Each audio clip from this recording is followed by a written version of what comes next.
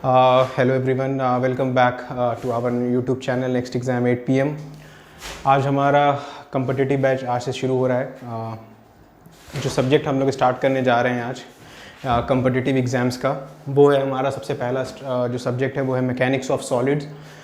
इससे हम लोग स्टार्ट करेंगे अपना कम्पिटिटिव जो बैच हमारा स्टार्ट हो रहा है। हम लोग सबसे पहला सब्जेक्ट देखेंगे मैकेनिक्स ऑफ सॉलिड। ऑलरेडी हम लोग सेमेस्टर में पहले पढ़ चुके हैं इस सब्जेक्ट को हम लोग, बट सेमेस्टर में हम लोगों ने उतना डिटेल में इस सब्जेक्ट को नहीं पढ़ा था। आज हम लोग कोशिश करेंगे इसको बहुत डिटेल में पढ़ने का, क्योंकि ये हमारा कंपटीशन का बैच है। कंपटीशन के लिए हमारा ये एक्चुअल में कोर्स चल रहा है, BTech as well as diploma दोनों के लिए है। तो हम लोग इसको कोशिश करेंगे कि बहुत डिटेल में देखें, क्योंकि हमारा जो एग्ज़ाम में क्वेश्चन रहता है वो बहुत कंसेप्चुअल रहता है। आप कोई भी एग्ज़ाम का तैयारी करें, चाहे आप SSC JEE का तैयारी कर रहे हो, चाहे आप गेट का तैयारी कर रहे हो, चाहे आप इंजीनियरिंग सर्विस का तैयारी कर रहे हो, या और कोई स्टेट लेवल एग्ज़ाम का आप तैयारी कर रहे हो, तो इस टॉपिक से हर साल फिक्स क्वेश्चन रहता है। हर साल कोई सा भी आप एग्ज़ाम, स्टेट लेवल का एग्ज़ाम दीजिए, चाहे आप सिविल के स्टूडेंट हो, चाहे आप मैकेनिकल के स्टूडेंट हो, दोनों के लिए ये सब्जेक्ट बहुत इंपॉर्टेंट है।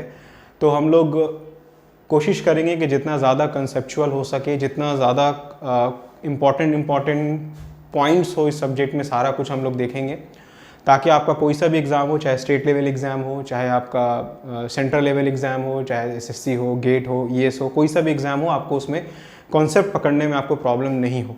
ठीक है, तो सेमेस्टर में हम लोगों ने बहुत डिटेल में नहीं देखा था, सेमेस्टर में हम लोगों ने ऊपर ऊपर देखा था।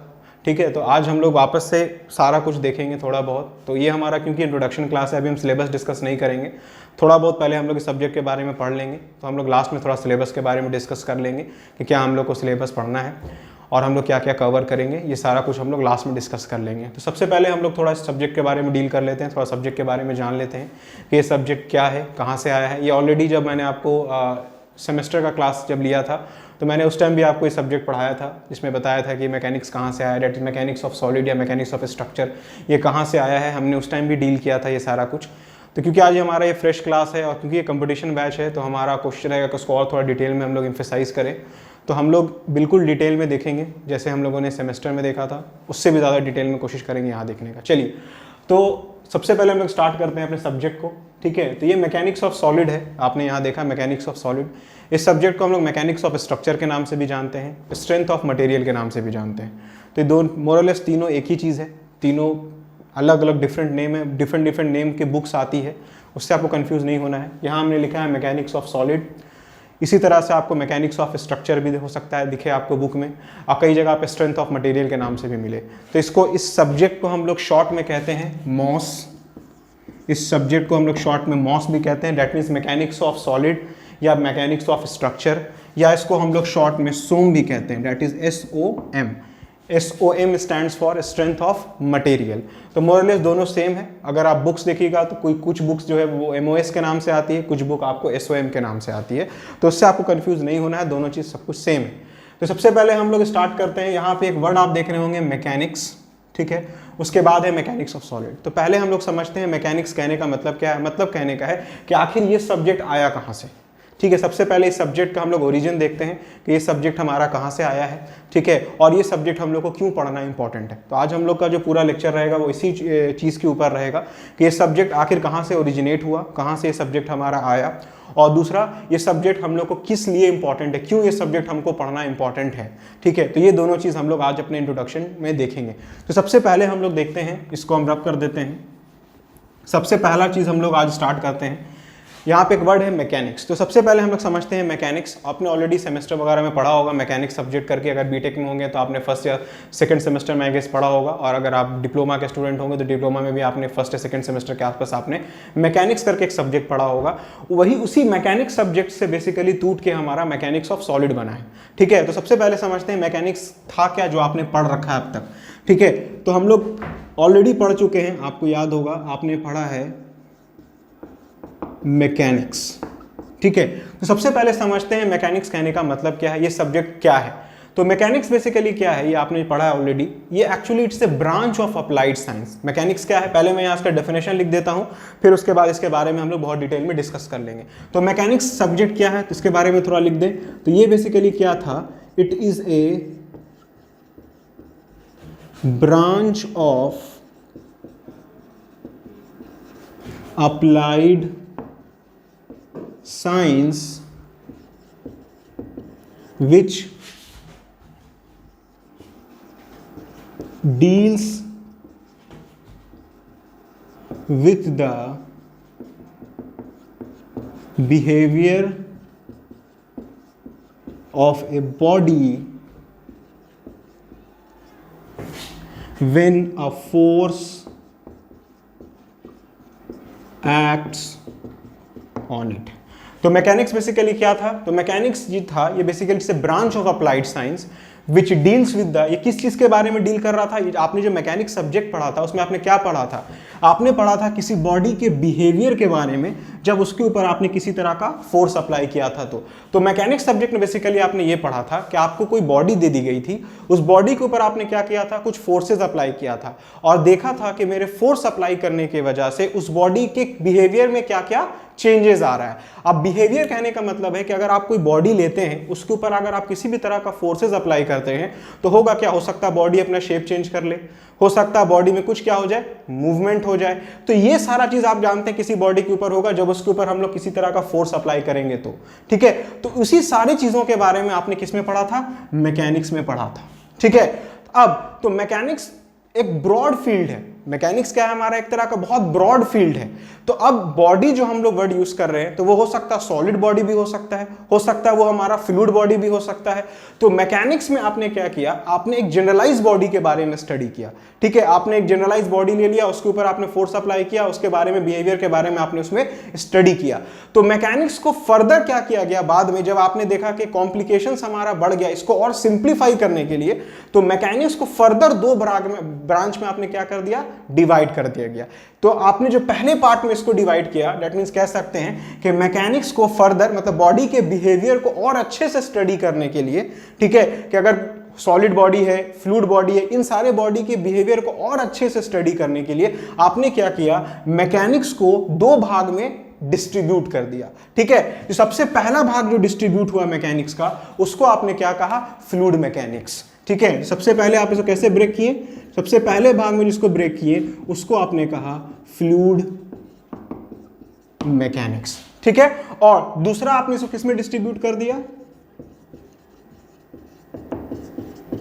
मैकेनिक्स ऑफ सॉलिड में।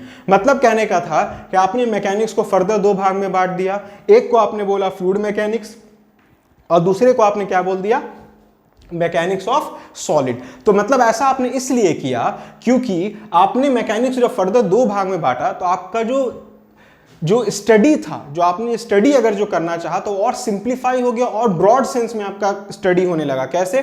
कि आपने एक सेपरेट फील्ड कर दिया फ्लूइड मैकेनिक्स को पढ़ने के लिए और आपने एक सेपरेट फील्ड कर दिया मैकेनिक्स ऑफ सॉलिड को पढ़ने के लिए। मतलब सॉलिड बॉडी की अगर आपको स्टडी करनी थी उसके लिए आपने एक सेपरेट फील्ड रखा और फ्लूइड बॉडी की स्टडी को करने के लिए आपने एक सेपरेट फील्ड रखा, ठीक है। तो जो फ्लूइड बॉडी के लिए जो आपने सेपरेट फील्ड रखा उस मैकेनिक्स को कहा आपने फ्लूइड मैकेनिक्स। और सॉलिड बॉडी के बिहेवियर के बारे में स्टडी करने के लिए कि अगर कोई सॉलिड बॉडी हो उसके ऊपर हम लोड अप्लाई करें तो उस लोड के वजह से वो बॉडी किस टाइप से बिहेव करेगा, कैसे उसका शेप चेंज करेगा, कितना उसके अंदर मूवमेंट आया, कितना उसके अंदर इंटरनल फोर्सेस वगैरह जनरेट हुआ। तो सॉलिड बॉडी के स्टडी करने के लिए आपने उसको मैकेनिक्स ऑफ सॉलिड में डिस्ट्रीब्यूट कर दिया, ठीक है। तो बेसिकली तो आपको मालूम ये चल गया कि ये मैकेनिक्स ऑफ सॉलिड फाइनली आया कहां से? तो ये आया आपको इस मैकेनिक्स से जो आपने बेसिक पढ़ा था अपने पहले। तो मैकेनिक्स क्या था? तो ये ब्रांच था अप्लाइड साइंस का जो बॉडी के बिहेवियर के बारे में डील कर रहा था। तो बॉडी हमारा कोई भी हो सकता है, सॉलिड बॉडी भी हो सकता था, बॉडी हमारा लिक्विड बॉडी भी, फ्लूइड बॉडी भी हो सकता था।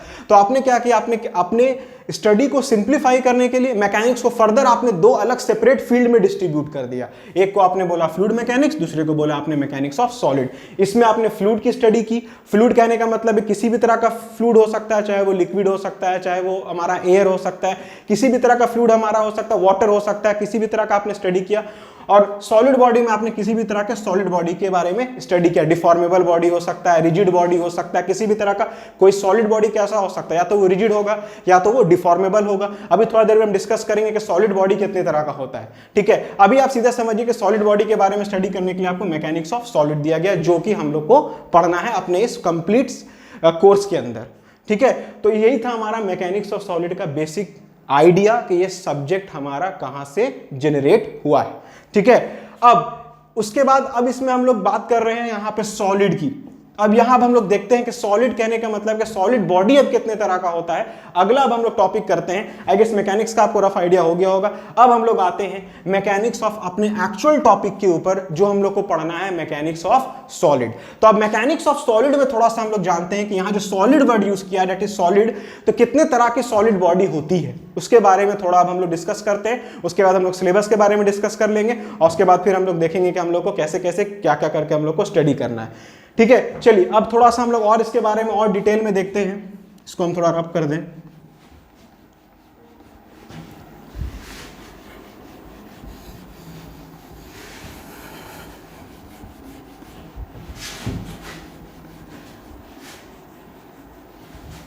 अब हम लोग यहां पे हेडिंग देते हैं। अगला हेडिंग हमारा है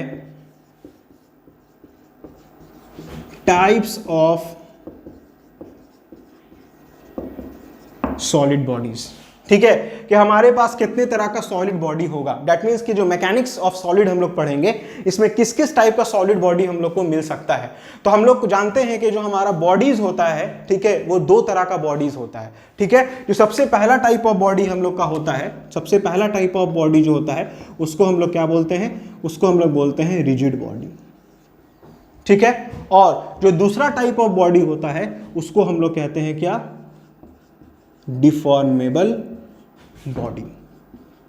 ठीक है, मतलब कि जो हम लोग को सॉलिड बॉडी के बारे में स्टडी करना है वो दो तरह का सॉलिड बॉडी हमारे पास होगा, या तो बॉडी हमारा रिजिड होगा या तो बॉडी हमारा कैसा होगा, डिफॉर्मेबल होगा। तो अब भाई साहब क्वेश्चन उठता है रिजिड बॉडी कहने का मतलब क्या है और हमारा डिफॉर्मेबल बॉडी कहने का मतलब क्या है। अब हम लोग को ये समझना है। तो सबसे पहले समझते हैं कि रिजिड बॉडी कहने का मतलब क्या है। जैसे अगर हम ये कहते हैं कि ये जो आपका मार्कर है, हम कह रहे हैं कि ये जो मार्कर है ये एक तरह का रिजिड बॉडी है। ठीक है, और एट द सेम टाइम हम कह रहे हैं कि ये मार्कर जो है ये हमारा एक तरह का डिफॉर्मेबल बॉडी है। तो अब भाई साहब क्वेश्चन उठता है कि आखिर दोनों में डिफरेंस क्या है, कब हम रिजिड बॉडी कहने का मतलब क्या है और डिफॉर्मेबल बॉडी कहने का मतलब क्या है। तो देखिए सिंपल लैंग्वेज में अगर हम आपको समझाने की कोशिश करें तो रिजिड बॉडी कहते हैं वैसे टाइप ऑफ बॉडी को जिस बॉडी के ऊपर अगर आप किसी भी तरह का लोड अप्लाई करते हैं, ठीक है, तो मेरे लोड अप्लाई करने के वजह से वो बॉडी के अंदर किसी भी तरह का अगर चेंजेस नहीं आए, मतलब वो अपने क्रॉस सेक्शन में किसी भी तरह का अगर वो चेंज नहीं शो करे, ठीक है, या कह सकते हैं कि मेरे लोड अप्लाई करने की वजह से वो बॉडी अगर ब्रेक हो जाए without undergoing any sort of change in its cross section, तो वैसे टाइप ऑफ बॉडी को कहते हैं, वो बॉडी क्या है, रिजिड बॉडी है। ठीक है, मतलब वैसी type of body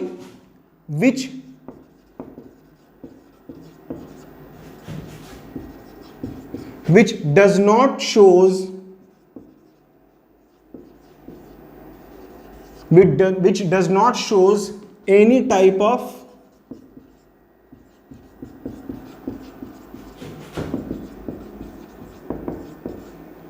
which does not show any type of cross section change। मतलब जब हम किसी बॉडी के ऊपर लोड अप्लाई करें, जैसे हम अगर कहते हैं कि ये बॉडी हमारी क्या है, रिजिड है, तो रिजिड है बॉडी कहने का मतलब होगा कि जब इस बॉडी के ऊपर हम लोड अप्लाई करेंगे तो मेरे लोड अप्लाई करने की वजह से ये बॉडी अपने क्रॉस सेक्शन में अगर किसी भी तरह का चेंज नहीं शो कर रहा है, या मेरे लोड अप्लाई करने की वजह से अगर ये बॉडी ब्रेक हो जा रहा है, तो वैसे टाइप ऑफ बॉडी को हम लोग कहते हैं कि वो बॉडी क्या है, हमारा रिजिड बॉडी है। ठीक है, तो अब भाई साहब क्वेश्चन उठता है कि आखिर रिजिड बॉडी पे पढ़ते क्यों हैं। तो देखिए रिजिड बॉडी को पढ़ने का सिंपल सा पर्पस ये होता है कि रिजिड बॉडी अगर आप मान के चलते, जैसे हम ये कह रहे हैं कि अगर ये बॉडी हमारी रिजिड है तो इसका बेनिफिट हमको ये मिलेगा कि अगर हमको ये बॉडी का एनालिसिस करने के लिए बोला जाएगा, मतलब अगर इस बॉडी को अगर सॉल्व करने के लिए बोला जाएगा, एनालिसिस करने के लिए बोला जाएगा, तो हमारा जो कैलकुलेशन होगा, जो एनालिसिस करने का प्रोसेस होगा, वो हमारा क्या हो जाएगा, सिंप्लीफाई हो जाएगा। अब क्वेश्चन उठता है भाई क्या कहने का मतलब क्या है, तो सिंपल समझिए, जैसे एग्जाम्पल के तौर पर समझिए एक हमारा फ्रेम है,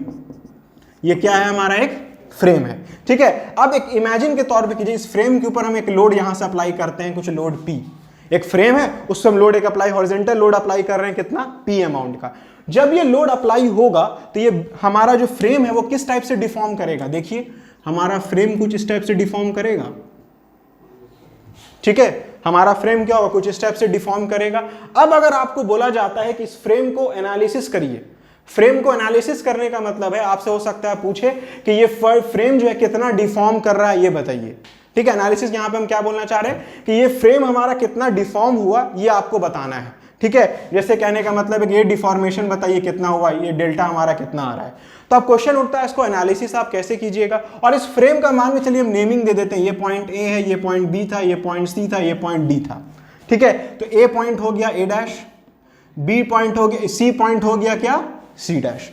ठीक है, तो अब अगर इस टाइप के फ्रेम को आपको एनालिसिस करने के लिए बोला जाए तो हम लोग कैसे मानेंगे, तो कैसे एनालिसिस करेंगे, तो एनालिसिस हम लोग क्या करेंगे, तो अगर आप इस फिगर को ध्यान से देखिएगा तो आप क्या देख रहे हैं, लोड अप्लाई करने की वजह से ये जो मेरा ए बी मेंबर था वो क्या हो गया, ए डैश बी हो गया, और जो हमारा सी डी मेंबर था वो क्या हो गया, सी डैश डी हो गया।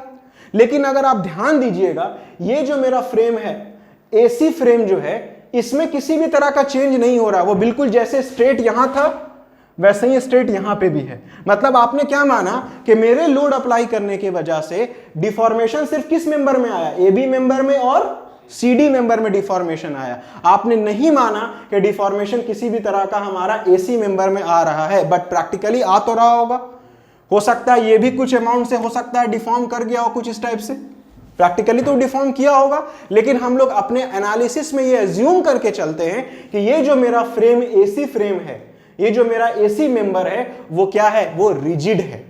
और रिजिड होने के वजह से क्या हो गया कि लोड अप्लाई करने के वजह से उस फ्रेम में किसी भी तरह का डिफॉर्मेशन नहीं आया होगा। ऐसा हमने इसलिए किया ताकि हमारा जो कैलकुलेशन हो, इस फ्रेम का जो एनालिसिस हो, वो हमारा क्या हो, वो थोड़ा सा सिंपल हो जाए। इसीलिए हम लोग रिजिड बॉडी को कहते हैं कि एक तरह का एक आइडियलाइज्ड बॉडी है, इसका रियलिस्टिक में कुछ ये नहीं है।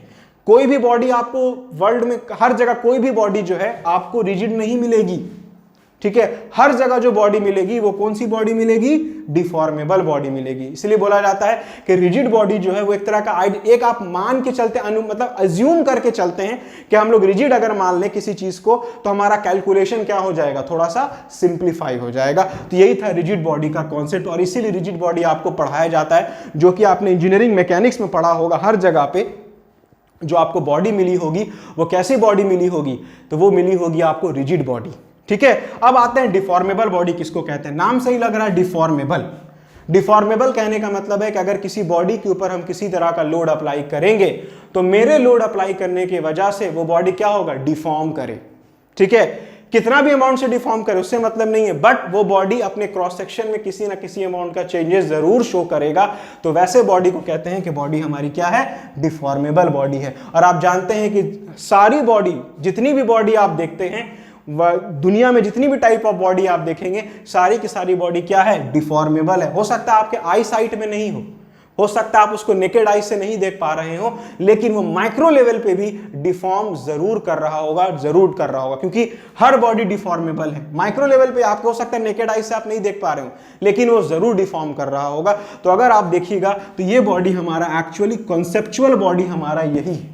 ये आइडियलाइज बॉडी था, ये हमारा कंसेप्चुअल बॉडी। मतलब कहने का है कि दुनिया में जितनी भी टाइप ऑफ बॉडी है वो सारी की सारी क्या है, डिफॉर्मेबल है। और इस मैकेनिक्स ऑफ सॉलिड के अंदर हम लोग जो बॉडी के बारे में स्टडी करेंगे, यहाँ जो सॉलिड आप वर्ड यूज कर रहे हैं, तो जो सॉलिड बॉडी के बारे में हम लोग स्टडी करेंगे, वो सॉलिड बॉडी कैसी होगी, वो होगी डिफॉर्मेबल रादर देन रिजिड। ठीक है, तो इस पूरे मैकेनिक्स ऑफ सॉलिड के अंदर जो हमारा स्टडी होगा, जो हमारा फोकस होगा, वो सारा का सारा जो सॉलिड बॉडी हम लोग यहाँ लेंगे, वो सॉलिड बॉडी कैसा होगा, डिफॉर्मेबल होगा। या कई बार इस सब्जेक्ट को मैकेनिक्स ऑफ स्ट्रक्चर के नाम से भी जाना जाता है। तो जो भी स्ट्रक्चर हम लोग लेंगे वो स्ट्रक्चर कैसा लेंगे, डिफॉर्मेबल लेंगे। तो आई गेस आपको रिजिड बॉडी और डिफॉर्मेबल बॉडी के बीच का डिफरेंस समझ में आ गया होगा। तो ये हमने जो डिस्कस किया, ये ऑलरेडी आप इंजीनियरिंग मैकेनिक्स में पहले पढ़ चुके हैं, इसी के बारे में थोड़ा सा हमको बताना था। ठीक है, तो आई गेस इसमें किसी तरह का आपको प्रॉब्लम नहीं आना चाहिए। इसके बाद एक छोटा सा टर्म है, हम आपको ज्यादा टाइम ले लेंगे, छोटा सा एक टर्म और हम लोग को पढ़ना है जो इंजीनियरिंग मैकेनिक्स में भी हम लोग पढ़ चुके हैं। एक आता है टाइप्स ऑफ लोडिंग, कि किसी बॉडी के ऊपर कितने तरह का लोड एक्ट करता है, उसके बारे में हम लोग देखते हैं। उसके बाद हमारा इंजीनियरिंग मैकेनिक्स का बेसिक कॉन्सेप्ट खत्म हो जाएगा। ठीक है, हम इसलिए थोड़ा आपको इंजीनियरिंग मैकेनिक्स का आइडिया दे रहे हैं, क्योंकि जब हम मैकेनिक्स ऑफ सॉलिड को पढ़ेंगे तो ये सारा टर्म वहां पे यूज होगा कि deformable body has been given. तो आपको पता होना चाहिए डिफॉर्मेबल बॉडी कहने का मतलब क्या है।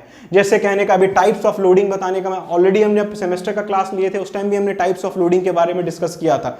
हम यहाँ वापस से डिस्कस कर रहे हैं क्योंकि हमारा फर्स्ट लेक्चर और इंट्रो लेक्चर है, तो हमको फिर से उस चीज को डिस्कस करना है। टाइप्स ऑफ लोडिंग जो ऑलरेडी आप जानते होंगे, लेकिन फिर से हम यहाँ पे डिस्कस कर दे रहे हैं क्योंकि बहुत सारे लोग आज वीडियो में नए होंगे जिनका आज फर्स्ट डे होगा। तो हम लोग डिस्कस करते हैं। अब अगला इसी में अभी हम पूरा इंट्रोडक्शन मैकेनिक्स का दे रहे हैं, अभी हम मैकेनिक्स ऑफ सॉलिड में एंट्री नहीं किए हैं। चलिए अब अगला हेडिंग देते हैं हम लोग। टाइप्स ऑफ सॉलिड बॉडी भी आपने देख लिया। अब आइए हम लोग अगला हेडिंग देते हैं जो कि काफी इंपॉर्टेंट है हमारे लिए, वो है टाइप्स ऑफ लोडिंग।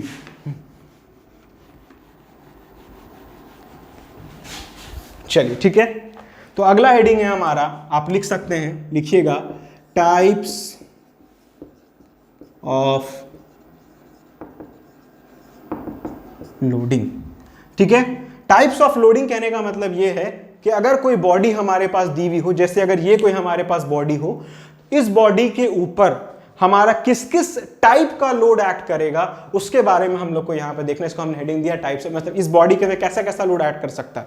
हो सकता है इसको आप खींच सकते हैं, हो सकता है इसको आप क्या कर सकते हो, कंप्रेस कर सकते हो सकता है इसको आप क्या कर सकते हो, बेंड कर सकते हो। तो आप देखिए डिफरेंट डिफरेंट टाइप का आप लोडिंग लगा रहे हैं। एक लोड कहाँ लगा रहे हैं, इसके एक्सिस के अलॉन्ग लगा रहे हैं, इसको खींच रहे हैं।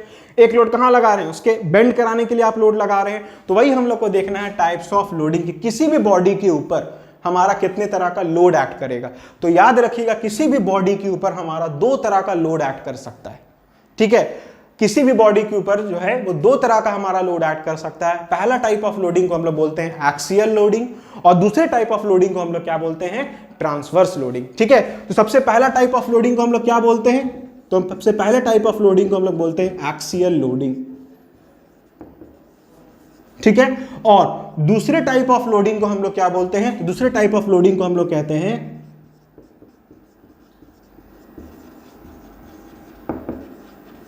Transverse loading. ठीक है, अब क्वेश्चन साहब उठता है दोनों में डिफरेंस क्या है। तो देखिए एक्सियल लोडिंग कहने का सिंपल सा मतलब यह है कि वैसा लोड जो बॉडी के एक्सिस के लॉन्ग अगर आपने लगाया हो, अगर आपने लोड किसी बॉडी के एक्सिस के लॉन्ग लगाया हो, तो वैसे टाइप ऑफ लोडिंग को कहते हैं हम लोग, कैसा लोडिंग है वो, एक्सियल लोडिंग है। जैसे एग्जांपल, अगर ये मान के चलिए कोई हमारा बॉडी है, अगर आप लोड इसके एक्सिस के लॉन्ग लगा रहे हैं, कौन सा एक्सिस हम ले रहे हैं, लॉन्गिट्यूडनल एक्सिस के लॉन्ग। हम अगर इस बॉडी को क्या करते हैं, लोड लगा रहे हैं, तो हमारा क्या देख रहे हैं, इसका लेंथ या तो बढ़ रहा है, और इसको कंप्रेस कर रहे हैं तो लेंथ इसका क्या हो रहा होगा, घट रहा होगा। तो हमने लोड कहां अप्लाई किया, इस बॉडी के लॉन्गिट्यूडनल एक्सिस के लॉन्ग लोड लगाया, और लोड अप्लाई करने की वजह से हमने क्या देखा, या तो इस बॉडी का लेंथ बढ़ा या तो इस बॉडी का लेंथ घटा। तो वैसे टाइप ऑफ लोडिंग को हम लोग कहते हैं कि वो कैसा लोडिंग है, वो एक्सियल लोडिंग है। ठीक है, तो आप एक्सियल लोडिंग कैसे कह सकते हैं, load applied along the axis of a member, load applied along the axis of a member। ठीक है, तो हमने कहां पे लोड लगाया, इस बॉडी के लॉन्गिट्यूडनल एक्सिस के लॉन्ग लोड लगाया। अब एक्सियल लोडिंग कितने तरह का होता है, तो याद रखिएगा एक्सियल लोडिंग अब दो तरह का होता है। या तो पहला पहला क्या होता है, तो पहला होता है टेंसाइल लोडिंग, और दूसरा क्या होता है हमारा कंप्रेसिव लोडिंग। कैसे, इस बॉडी को या तो हम खींच सकते हैं, या तो इस बॉडी को क्या कर सकते हैं हम लोग, कंप्रेस कर सकते हैं। तो अब एक्सियल लोडिंग जो होगा वो हमारा फर्दर कितने तरह का होगा, तो फर्दर वो दो तरह का होगा। सबसे पहला टाइप को जो हम लोग बोलते हैं तो वो होगा हमारा टेंसाइल लोडिंग, टेंसाइल लोड, और दूसरा जो हमारा होगा वो होता है कंप्रेसिव।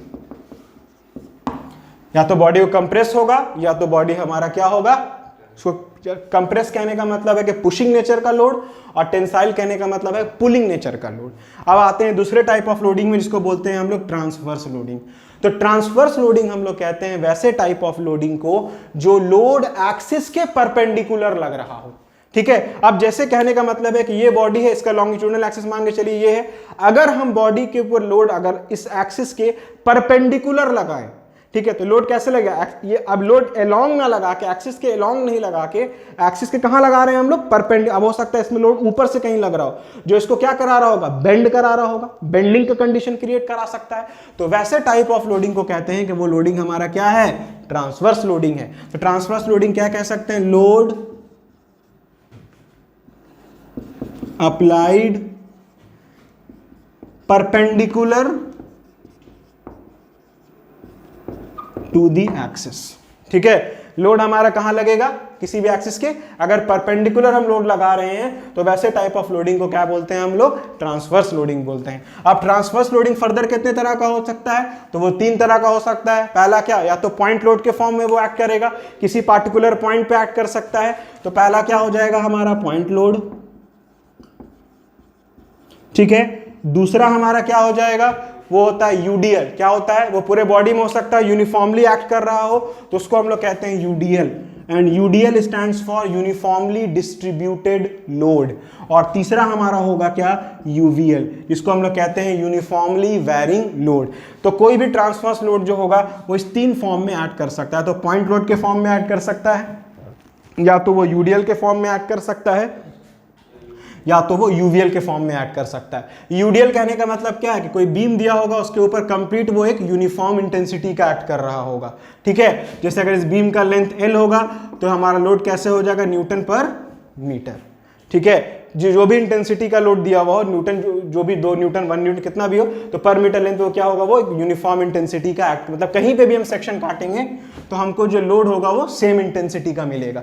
जैसे अगर यहाँ पे लोड अगर 2 न्यूटन पर मीटर का होगा तो यहाँ भी सेक्शन काटेंगे तो लोड हमको 2 न्यूटन पर मीटर का ही मिलेगा। अब यूवीएल कहने का मतलब है कि वैसा लोड जो पूरे बीम में क्या लग रहा हो, हर पॉइंट पे वेरी कर रहा हो। ठीक है, जैसे अगर इस बीम का लेंथ एल होगा तो हर पॉइंट मतलब यहाँ सेक्शन काटे, चाहे यहाँ सेक्शन काटे, चाहे यहाँ सेक्शन काटे, हर जगह पे लोड की इंटेंसिटी हमको क्या मिलेगी, डिफरेंट मिलेगी। तो वैसे टाइप ऑफ लोडिंग को हम लोग कहते हैं यूवीएल। और ये सब किसके अंदर आता है, तो ये सारा का सारा आता है किसके अंदर, ट्रांसवर्स लोडिंग के अंदर। ठीक है, तो यही था हमारा मैकेनिक्स का बेसिक इंट्रो। और भी बहुत कुछ आपने मैकेनिक्स से पढ़ा होगा। हमने यहाँ पे वही सब चीज़ों के बारे में सिर्फ डिस्कस किया जो हम मैकेनिक्स ऑफ सॉलिड में पढ़ेंगे। जैसे आप हर जगह पे एक्सियल लोडिंग और ट्रांसवर्स लोडिंग का बात सुनिएगा। ठीक है, हर जगह आप रिजिड बॉडी, डिफॉर्मेबल बॉडी का नाम सुनिएगा। तो हमने उसी सारे टॉपिक को यहाँ पे उठाने की कोशिश की है जो हमको मैकेनिक्स ऑफ सॉलिड में ज़रूरत पड़ेगा, जिसका हमको। ठीक है, और भी पड़ेगा, जैसे रिएक्शन वगैरह आपने पढ़ा होगा मैकेनिक्स में, वो हम लोग जब आगे का यूनिट पढ़ेंगे तो जैसे जैसे हमको जिस यूनिट में जो ज़रूरत पड़ेगा मैकेनिक्स का, वो यूनिट को, वो चीज़ों को पहले हम आपको बताते चलेंगे। जैसे हमको पहला यूनिट पढ़ने के लिए ये एक्सियल लोडिंग का केस बताना जरूरी था, क्योंकि उसमें हर जगह पे टेंसाइल लोडिंग और कंप्रेसिव लोडिंग का केस आएगा। कई जगह पे लिखा हुआ रहेगा एन एक्सियल लोड ऑफ इतना इंटेंसिटी इज एक्टिंग, इसलिए हमको ये टाइप ऑफ लोडिंग बताने की जरूरत पड़ गई थी। ठीक है, और सिमिलरली जैसे आपने डिफॉर्मेबल बॉडी पढ़ा है, तो डिफॉर्मेबल बॉडी तो आपको मैंने ही पहले ही बता दिया कि इस टॉपिक के अंदर हर जितना भी सॉलिड बॉडी आपको मिलेगा सारा का सारा कैसा मिलेगा, डिफॉर्मेबल मिलेगा। तो ये था मैकेनिक्स का basic idea, basic introduction mechanics का, जिसका तो हमने क्या देखा सबसे पहले कि मैकेनिक्स क्या था। तो mechanics basically it's a branch of applied science था जो डील करता था बॉडी के बिहेवियर के बारे में। ठीक है, मैकेनिक्स को फर्दर हमने 2 भाग में डिस्ट्रीब्यूट कर दिया। एक को हमने बोला मैकेनिक्स ऑफ सॉलिड, एक को दूसरे को बोला फ्लूइड मैकेनिक्स। फ्लूइड मैकेनिक्स में हमने फ्लूइड के बिहेवियर के बारे में पढ़ा, सॉलिड मैकेनिक्स में हमने सॉलिड बॉडी के बिहेवियर के बारे में पढ़ा। क्योंकि हमारा टॉपिक मैकेनिक्स ऑफ सॉलिड था तो हमने देखा सॉलिड बॉडी अब कितने तरह की हो सकती है। तो वो 2 तरह की हमारे पास सॉलिड बॉडी थी, एक थी रिजिड बॉडी, दूसरी थी डिफॉर्मेबल बॉडी। रिजिड बॉडी के बारे में हमने आपको कहा कि रिजिड बॉडी कहते हैं आइडियलाइज बॉडी है। ठीक है, वैसी बॉडी जिसके ऊपर लोड अप्लाई करे तो बॉडी हमारी ब्रेक हो जाए या अपने क्रॉस सेक्शन में किसी तरह का चेंजेस नहीं शो करे। डिफॉर्मेबल बॉडी के बारे में हमने देखा कि वैसी टाइप ऑफ बॉडी जिस पे लोड अप्लाई किए तो बॉडी हमारी डिफॉर्म कर गई। ठीक है, तो वैसे टाइप ऑफ बॉडी को हमने कहा डिफॉर्मेबल बॉडी। और टाइप्स ऑफ लोडिंग के बारे में हमने बात किया कि 2 तरह का लोडिंग होगा, axial as well as transverse. तो ये था हमारा एक basic idea.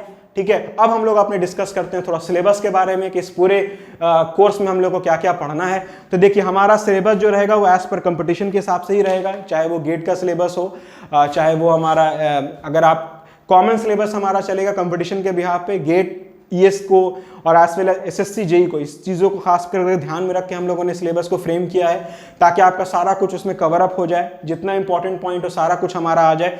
Mechanical as well as civil दोनों के लिए हमारा ये सिलेबस है।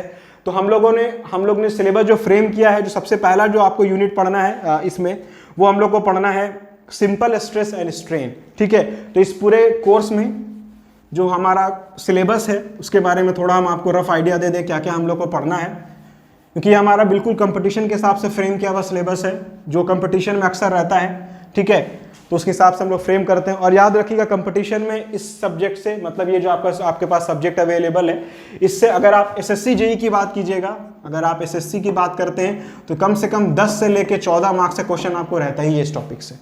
मैकेनिक्स ऑफ सॉलिड इसलिए बहुत इंपॉर्टेंट है क्योंकि अगर आप एसएससी जेईई की तैयारी कर रहे हैं तो आपको अप्रॉक्सीमेटली 10 से 14 मार्क्स का क्वेश्चन रहेगा इस टॉपिक से, ठीक है। और अभी हम ऑब्जेक्टिव की बात कर रहे हैं, कन्वेंशनल की बात हम नहीं कर रहे हैं। अगर आप गेट की तैयारी कर रहे हैं, अगर आप गेट के स्टूडेंट होंगे तो गेट में भी आपको आराम से लगभग आप कह सकते हैं 8 से 10 मार्क्स का क्वेश्चन रहता है। गेट में भी आपको आराम से 8 से 10 मार्क्स का क्वेश्चन रहेगा। तो ये दोनों, अगर ये इसलिए बोला जाता है टॉपिक सबसे इंपॉर्टेंट टॉपिक है, सबसे बेसिक टॉपिक है और सबसे स्कोरिंग टॉपिक भी है, ठीक है। तो हम लोग सबसे पहला जो हम लोग को पढ़ना है, जो सिलेबस हमारा सबसे पहला यूनिट है, वो हम लोग को पढ़ना है सिंपल स्ट्रेस एंड स्ट्रेन। इसको हम लोग पढ़ेंगे अपने पहले यूनिट में, ठीक है। इसमें मतलब सारा जो जो इंपॉर्टेंट पॉइंट है सारा कुछ हम लोग देखेंगे, जितना हम लोग को इंपॉर्टेंट ऑब्जेक्टिव के लिए हमको इंपॉर्टेंट है सारा कुछ हम लोग इसमें कोशिश करेंगे कवर करने का, ठीक है। जितना हम लोगों ने सेमेस्टर में नहीं किया उससे ज़्यादा डिटेल में हम लोग यहाँ पे कोशिश करेंगे स्टडी करने का, क्योंकि सेमेस्टर में बहुत डिटेल में हमको नहीं पढ़ना होता है। यहाँ पे क्योंकि हमको कंसेप्चुअल क्वेश्चन रहता है, चाहे आप एसएससी जेईई की तैयारी कर रहे हो चाहे आप गेट की तैयारी कर रहे हो, तो कंसेप्चुअल क्वेश्चन रहेगा। तो हमारा पूरा फोकस होगा कि इस टॉपिक से कि बहुत सारा क्वेश्चन, मतलब इससे खास करके यूनिट 1 से बहुत क्वेश्चन से हर एग्जाम में पूछे जाते हैं, डायरेक्ट फार्मूला बेस भी रहता है, तो वो सारा कुछ हम लोग देखेंगे। दूसरा जो हम लोग को पढ़ना है टॉपिक, वो हम लोग को पढ़ना है प्रिंसिपल स्ट्रेस एंड स्ट्रेन, ठीक है। Principal stress and strain. कई जगह पे इस टॉपिक को लास्ट में भी पढ़ाया जाता है, हम भी इस टॉपिक को लास्ट में ही कोशिश करेंगे पढ़ाने का, ठीक है। बट ये भी आपके सिलेबस में है। पहला टॉपिक था सिंपल स्ट्रेस एंड स्ट्रेन, दूसरा है हमारा प्रिंसिपल स्ट्रेस एंड स्ट्रेन, ठीक है। और तीसरा जो यूनिट हम लोग को पढ़ना है वो बहुत इंपॉर्टेंट यूनिट है, ठीक है। वो हमारा क्या है, तो उस यूनिट का नाम है हमारा शियर फोर्स एंड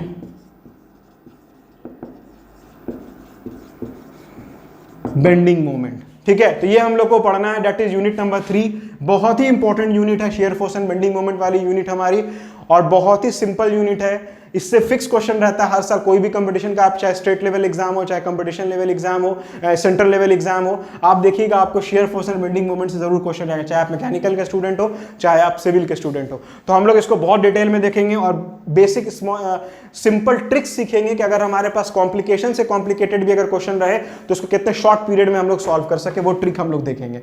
इसके बाद जो हम लोग को पढ़ना है अगला, वो हम थोड़ा आपको बता दें। अप्रॉक्सीमेटली इसमें आप समझिए कि कम से कम हमको 8 यूनिट के आसपास इसमें पढ़ना है टोटल। हम लोग को टोटल लगभग 8 यूनिट के आसपास पढ़ना है हम लोग को, ठीक है। उसके बाद जो हमारा कह सकते हैं जो हमारा तीसरा यूनिट होगा, ठीक है, तो हमारा तीसरा यूनिट होगा बेंडिंग स्ट्रेसेस। बेंडिंग स्ट्रेसेस ये भी बहुत इंपॉर्टेंट है, बेंडिंग स्ट्रेसेस से भी आपको क्वेश्चन रहता है। उसके बाद हमारा चौथा यूनिट है वो है शियर स्ट्रेसेस, ठीक है। इससे ये भी बहुत इंपॉर्टेंट, सारे ही इंपॉर्टेंट है। तो हम लोग बहुत डिटेल में देखें, आपको ज़्यादा पैनिक होने की ज़रूरत नहीं है, हम लोग बहुत डिटेल में पढ़ेंगे। जितना इंपॉर्टेंट पॉइंट हमारा होगा वो सारा हम लोग कवर करेंगे और प्रीवियस ईयर क्वेश्चन को भी हम लोग सॉल्व करेंगे, ठीक है। उसके बाद आते हैं 5वां यूनिट जो हम लोग को पढ़ना है, तो 5वां यूनिट हमारा है स्लोप एंड डिफ्लेक्शन। ये सबसे इंपॉर्टेंट है, स्लोप एंड डिफ्लेक्शन। जितने भी लोग कंपटीशन की तैयारी कर रहे हैं इस टॉपिक पे खास ध्यान दीजिएगा, स्लोप एंड डिफ्लेक्शन पे, क्योंकि इससे डायरेक्ट क्वेश्चन रहता है। आपको कुछ कुछ वैल्यूज याद रखनी है, डायरेक्ट पुट कीजिए आपका आंसर आ जाएगा, ठीक है। तो स्लोप एंड डिफ्लेक्शन हो गया हमारा 5वां यूनिट, ठीक है। छठा यूनिट हमारा है मोमेंट ऑफ इनर्शिया। इससे भी क्वेश्चन एसएससी में रहता है, moment of inertia. Moment of inertia, इससे भी क्वेश्चन हमारा रहता है, तो इसको भी हम लोग थोड़ा ध्यान से देखेंगे। उसके बाद अब छोटा छोटा यूनिट्स हम लोग को पढ़ना है। अगर हम लोग सिलेबस देखें तो जो और हम लोगों ने सिलेबस में ऐड ऑन किया है, ठीक है, तो वो थोड़ा सा हम आपको और बता दें क्या हम लोगों ने ऐड ऑन किया है। और 2 यूनिट है, कुछ छोटे छोटे यूनिट्स को ऐड किया हमने, जैसे हाँ सॉरी एक और इंपॉर्टेंट है हमारा यूनिट नंबर 7 जिसको मैं स्किप कर रहा था। चलिए छठा यूनिट हो गया। 7th यूनिट हम लोग को पढ़ना है टॉर्सन, जिसको हम लोग बोलते हैं टॉर्सन एंड सर्कुलर शाफ्ट। ये यूनिट भी हमारे लिए बहुत इंपॉर्टेंट है। 8वां यूनिट जो हम लोग को पढ़ना है वो पढ़ना है कॉलम्स, ठीक है। कॉलम्स करके हम लोग को पढ़ना है, ठीक है। तो ये मोटा मोटी हम लोग 8 यूनिट हम लोग कवर करेंगे, ठीक है, अपने इस सिलेबस के अंदर, इस कोर्स के अंदर। हम लोग सबसे पहला सिंपल स्ट्रेस एंड स्ट्रेन, इसी सिंपल स्ट्रेस एंड स्ट्रेन में ही हम आपको स्ट्रेन एनर्जी के बारे में भी पढ़ाएंगे, ठीक है, आप बोलिएगा सर आप स्ट्रेन एनर्जी नहीं लिखे, सिलेबस में स्ट्रेन एनर्जी भी है। तो हम क्या करेंगे, जब सिंपल स्ट्रेस एंड स्ट्रेन पढ़ाएंगे तो उसी में हम लोग स्ट्रेन एनर्जी को ही पढ़ेंगे। ठीक है, आप चाहते तो इसमें एक और 9th में स्ट्रेन एनर्जी भी लिख सकते थे, लेकिन हम पहले ही यूनिट में स्ट्रेन एनर्जी को भी लेके बढ़ेंगे। ठीक है, फिर सेकंड में principal stress and principal strain, इस यूनिट को हम कोशिश करेंगे सबसे बाद में पढ़ाएं। ठीक है, लास्ट में पढ़ाएं। ठीक है, उसके बाद हम लोग देखेंगे shear force and bending moment. ये आपको पहले बताया, बहुत आसान टॉपिक है, इससे क्वेश्चन रेयर केसेस में आपसे छूटने का चांसेस है। उसके बाद आएगा बेंडिंग स्ट्रेसेस, ये थोड़ा न्यूमेरिकल बेस्ड है, शेयर स्ट्रेस भी थोड़ा न्यूमेरिकल बेस्ड है। ज्यादातर इन दोनों टॉपिक से ज्यादातर चांसेस रहता है कन्वेंशनल में क्वेश्चन पूछने का। बेंडिंग स्ट्रेस और शेयर स्ट्रेस से ज्यादातर चांसेस रहता है कन्वेंशनल में आपसे क्वेश्चन रहे। ठीक है, स्लोप एंड डिफ्लेक्शन आपको मैं बार बार कह रहा हूं बहुत इंपॉर्टेंट है। ठीक है, उसके बाद टॉर्सन और फिर मोमेंट ऑफ इनर्शिया। तो ये था हमारा ओवरऑल सिलेबस जो फ्रेम किया गया है। इसमें और भी कुछ हम लोग बाद में देखेंगे क्वेश्चन के हिसाब से क्या हम लोग इसमें और थोड़ा चेंजेस कर सकते हैं। बट अभी फिलहाल हम लोग का जो एज पर सिलेबस ऑफ, अगर आप गेट की सिलेबस की बात करें, चाहे SSC JEE के सिलेबस की बात करें, या अगर आप स्टेट लेवल की बात करें कोई भी कंपटीशन की, या सेंट्रल लेवल की बात करें, तो यही आपको सिलेबस मैकेनिक्स ऑफ सॉलिड के अंदर मिलेगा। इसको हम लोग इस कंप्लीट कोर्स में कंप्लीट करेंगे। ठीक है, तो सबसे पहला जो यूनिट हम लोग स्टार्ट करेंगे वो होगा हमारा सिंपल स्ट्रेस एंड स्ट्रेन। इससे हर साल फिक्स क्वेश्चन आपको रहता है, छोटे छोटे क्वेश्चंस रहते हैं, खासकर जो लोग SSC JEE की तैयारी कर रहे हैं उनके लिए टॉपिक बहुत इंपॉर्टेंट है, क्योंकि बहुत सिंपल सा क्वेश्चन इससे पूछा जाता है। तो हम लोग बहुत कॉन्सेप्चुअल टाइप पे देखेंगे, क्या क्या छोटे छोटे सिंपल सा क्वेश्चन बन रहा है, मैं यहाँ बताता जाऊंगा और आपसे रिक्वेस्ट है कि आप उसको नोट करते जाइएगा अपने पास। ठीक है, और हम लोग जो फ्रेम किए, जो आपके बताने का जो हम लोग फ्रेम किए आपके कंपटीशन के हिसाब से, हम लोग पहले थ्योरी पार्ट्स को देखेंगे। ठीक है, हम लोग पहले कोशिश करेंगे कि पूरा थ्योरी पार्ट आपका कंप्लीट कर दे, जो जो इंपॉर्टेंट कंसेप्चुअल पॉइंट है उसको पहले बता दे। उसके बाद हम लोग प्रीवियस, अब जब न्यूमेरिकल बनाने की बात आएगी, चाहे कोई सी यूनिट को भी हम लोग ले ले, तो हम लोग का फोकस रहेगा प्रीवियस ईयर के क्वेश्चंस को सॉल्व करना। ठीक है, तो यहाँ पे जितना भी हम क्वेश्चन आपको सॉल्व कराएंगे सारा प्रीवियस ईयर का क्वेश्चन रहेगा, चाहे वो गेट का प्रीवियस ईयर का क्वेश्चन रहेगा, या तो वो SSC JEE का प्रीवियस ईयर का क्वेश्चन रहेगा, और कई बार या तो वो ES का भी रह सकता है, इंजीनियरिंग सर्विस का भी हम लोग कोशिश करेंगे कि प्रीवियस ईयर क्वेश्चन को सॉल्व करा दे। ठीक है, तो जब न्यूमेरिकल हम लोग का फुल फोकस रहेगा कि हम लोग गेट, SSC या ES के पुराने क्वेश्चंस को यहाँ पे सॉल्व करें, कन्वेंशनल चाहे ऑब्जेक्टिव, दोनों के लिए। ठीक है, तो वो दोनों हम लोग इंडिविजुअली देखेंगे। तो पहले मेरा आपसे है कि पहले हम लोग पूरा थ्योरी पढ़ लेंगे, जब हमको थ्योरी समझ में आ जाएगा फिर उसके बाद हम लोग कोशिश करेंगे कि कम से कम 10 से 12 साल का जो क्वेश्चन बैंक हमारे पास हो, उसका क्वेश्चन हम लोग जो कॉन्सेप्चुअल क्वेश्चन हो, हम लोग ऐसा क्वेश्चन उठाएंगे कि एक ही क्वेश्चन से आपको ज्यादा कॉन्सेप्ट मिल सके। ठीक है, मतलब आप एक क्वेश्चन को पकड़िए जिससे आपको एक रफ आइडिया हो जाए कि सारा क्वेश्चन हमारा इस टाइप से बनता है। तो ऐसा हम लोग कोशिश करेंगे 5-6 क्वेश्चन को उठाएं और उसको हम लोग सॉल्व करके, जितना भी उसमें कॉन्सेप्ट हो सकता है सारे कॉन्सेप्ट को यूज करके हम लोग क्वेश्चन को सॉल्व करके देखें। ठीक है, तो एक कॉन्सेप्ट, ये सारे यूनिट में हम लोग वही काम करने जा रहे हैं। ठीक है, तो यही था हमारा overall syllabus mechanics of solid का, जो हम, क्योंकि आज हमारा लेक्चर 1 इंट्रोडक्शन लेक्चर है, इसमें और हम लोग कुछ डिस्कस करेंगे नहीं। तो सिलेबस फ्रेम हमने आपको बता दिया और कैसे हम लोग क्या तैयारी को आगे बढ़ाएंगे, ये सारा कुछ हमने बता दिया है। अब जो नेक्स्ट वीडियो हम लोग करेंगे वो हमारा आएगा पहला यूनिट के ऊपर, जिसमें पहला यूनिट स्टार्ट करेंगे वो होगा हमारा सिंपल स्ट्रेस एंड स्ट्रेन, और उसके बाद हम लोग फाइनली उसको जो है कंप्लीट करेंगे। तो यही तो ओवरऑल हमारा इंट्रोडक्शन पार्ट। ठीक है, क्योंकि हमारा कंपटीशन बैच है और आपको थोड़ा पेशेंस के साथ पढ़ना होगा। बुक्स आप कोई भी रेफर कर सकते हैं, जो बुक आपको अच्छी लगती है, जो लैंग्वेज आपको, जिस बुक का आपको अच्छा लग रहा है आप ले लीजिए, उसको पढ़िएगा। यहाँ क्वेश्चन बैंक जरूर रखिएगा अपने पास, प्रीवियस ईयर का क्वेश्चन बैंक्स वगैरह रखिए, 10 साल 15 साल का क्वेश्चन का एक बंडल रखिए अपने पास, गेट का एज वेल एज SSC का, एटलीस्ट दोनों का तो रखिए ही रखिए। आप चाहें तो इंजीनियरिंग सर्विस का भी, जो बीटेक वाले होंगे उनको तो मैं जरूर कहूंगा कि आप इंजीनियरिंग सर्विस का भी क्वेश्चन बैंक अपने पास रखिए और उसको भी कोशिश कीजिए सॉल्व करने का। और जहां पे भी आपको नहीं सॉल्व होता है, जो भी क्वेश्चन आप सॉल्व अगर आपसे नहीं हो पा रहा है, आप क्वेश्चन को सेंड कीजिएगा, हम कोशिश करेंगे कि उसके लिए एक स्पेशल वीडियो बना के यहाँ पे आपको एक कंप्लीट क्वेश्चन को सॉल्व करके आपको बता दें। जो भी क्वेश्चन आपसे नहीं बन पा रहा होगा उसको हम कोशिश करेंगे कि पूरा कंसेप्चुअल के साथ यहाँ पे इसको सॉल्व कर दें। ठीक है, तो यही था ओवरऑल हमारा आज का फ्रेम। अब हम लोग नेक्स्ट वीडियो में मिलते हैं अपने कंप्लीट पहला यूनिट के साथ, जो कि हमारा है सिंपल स्ट्रेस एंड स्ट्रेन। तो ये तो ओवरऑल आज के लेक्चर के लिए। Thank you so much for watching this video and hope to see you in next video. Thank you so much.